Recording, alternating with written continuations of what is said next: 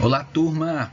Vamos agora para a nossa continuação da aula, ainda sobre a Primeira República no Brasil, de 1889 a 1930.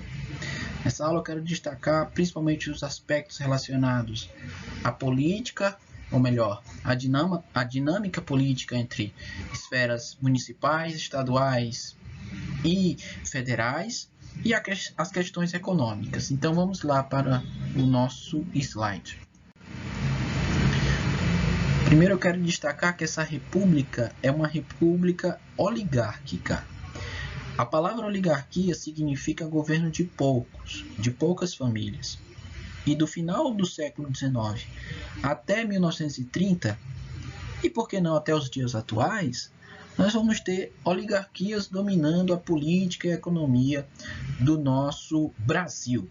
É por isso que nós vamos ter o que se chama política do café com leite entre São Paulo e Minas Gerais, principalmente porque as grandes famílias detentoras de terras relacionadas à exportação do café e à comercialização do leite em São Paulo e Minas, respectivamente, vão dominar a política nacional, tendo em vista que as maiores populações nos estados do Brasil eram de São Paulo e Minas, e as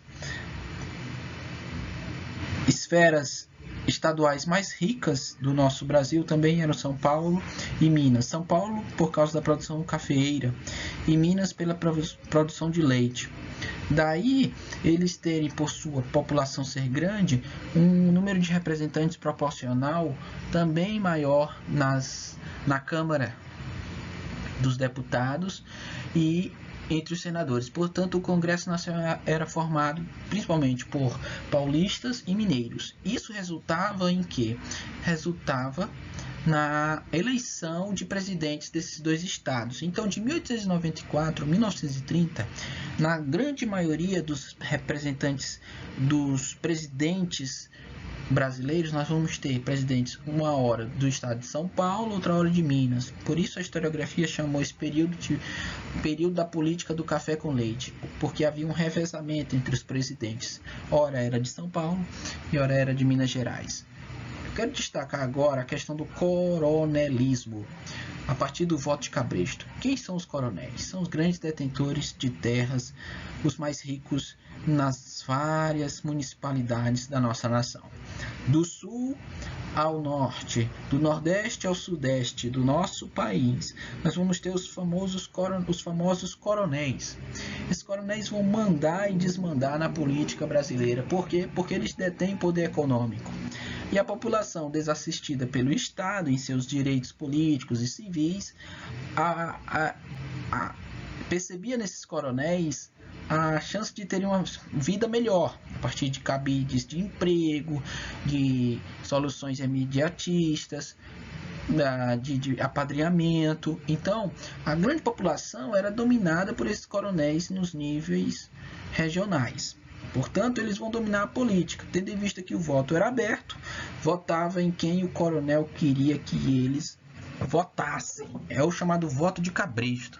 Você vota em quem o coronel quer que você vote. Você não tinha liberdade para votar. Daí a imagem do slide que nós podemos perceber o político, o coronel aí, trazendo no cabresto o seu eleitor. E a soberania, a liberdade do cidadão brasileiro fica o quê? Dessegurada. Por isso está lá no fim do vestido da mulher, não é? Representando aí a república. Muito bem, gente. Esse é o voto de Cabresto. O voto em que o eleitor dá seu voto em troca de um benefício. O toma lá da cá. E assim o coronel elegia o prefeito que ele queria que fosse eleito, o governador que queria que ele fosse eleito. Para ser governador, deveria ser o quê? Deveria ser apoiado pelos coronéis. Quanto mais coronéis regionais, os candidatos a presidentes dos estados, que eram assim que eram chamados governadores na época, né, tivessem, mais eles teriam chance de serem eleitos. Essa é a chamada política dos governadores. Esses governadores, por outro lado, se uniam a partir dessas alianças com os coronéis, eles se uniam e elegiam o presidente que eles queriam que fosse eleito. O fato é que havia um interesse na eleição de cada mandatário da esfera municipal, estadual e federal do país.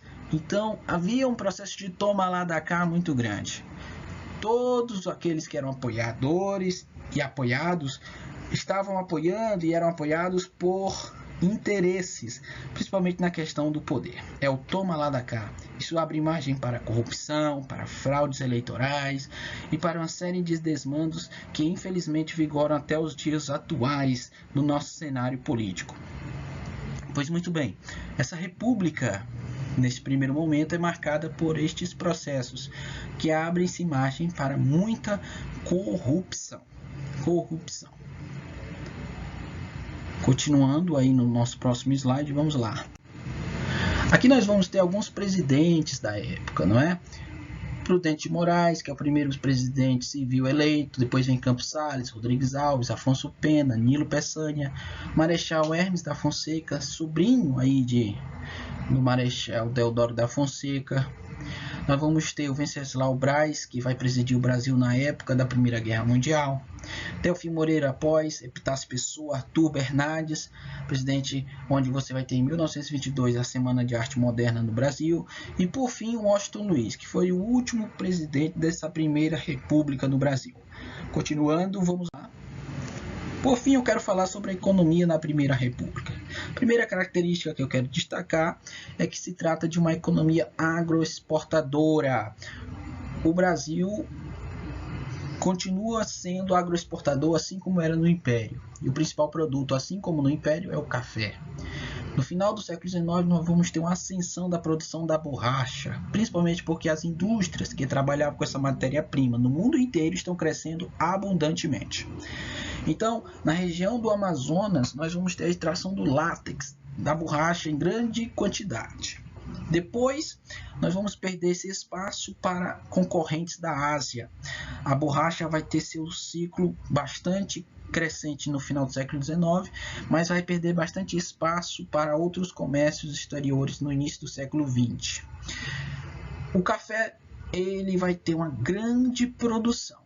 O Brasil produzia tanto café, que o comércio exterior, os outros países, não queriam mais comprar o café brasileiro, porque não percebiam necessidade disso. O fato é que havia uma grande produção de café e pouco consumo desse café. Isso vai gerar o quê? Crise.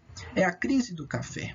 Eu tenho muito desse produto, mas eu vendo pouco esse produto, então vou ter prejuízo. Portanto, os principais estados produtores, a partir dos seus governadores, do Rio de Janeiro, São Paulo e Minas, vão se unir fazendo o Convênio de Taubaté para solucionar esse problema do café. Então, o Estado vai comprar este excesso de produção, vai armazenar, estocar, e quando o preço no mercado exterior tiver maior volatilidade, maior dinâmica, quando os países estrangeiros se interessarem por esse café, eles vão vender este café armazenado. Isso é bom para os cafeicultores. Por quê? Porque eles vão continuar produzindo seu café e vão ter toda a sua produção consumida pelo próprio Estado. Mas quem é que vai pagar a conta? A população, a partir de impostos. Isso é o que se chama de socialização dos prejuízos. Então, os prejuízos dos grandes cafeicultores, a elite econômica do país, vai ser socializado, ou seja, vai ser distribuído para ser solucionado por todos os brasileiros. A industrialização, falando agora sobre a industrialização brasileira, ela vai começar a nascer ali na segunda metade do século XIX, vai começar a se desenvolver bastante com matéria-prima, mão de obra, rede de transportes, mas vai se intensificar na Primeira Guerra Mundial, a partir do momento em que as importações vão deixar de serem realizadas pelo Brasil, porque as outras nações não estão exportando devido à Guerra Mundial. O Brasil então vai trazer essas empresas, que vai gerar uma industrialização aqui, e empresas dos Estados Unidos, da Europa, vão sediar vão se sediar aqui no país, tá certo? Isso é o que se chama de substituição das importações. Isso vai gerar uma industrialização maior no Brasil também, tá certo? Portanto, pessoal, é aí que nós terminamos um pouco aqui a nossa aula. Espero que vocês tenham gostado. Um abraço e fui!